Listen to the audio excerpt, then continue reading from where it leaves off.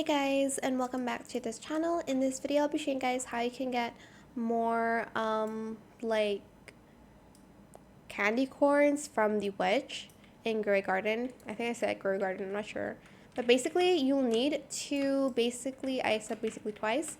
You will need to harvest plants that are a little bit bigger, like coconut and sugar apple and like stuff like mango and stuff like that. Do not like harvest strawberries and smaller plants, because the quicker you can the quicker you can give like the plants to the witch to brew, the more like candy corn you'll get.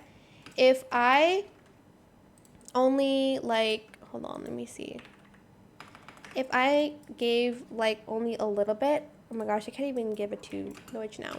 If I only gave like the smaller plants, it's only going to give me like 11 or like 12 candy corn. I think 12 is like the max. But if I give like bigger plants, it's going to give me like up till 19 candy corns. That's what that's what happens to me when I play this game.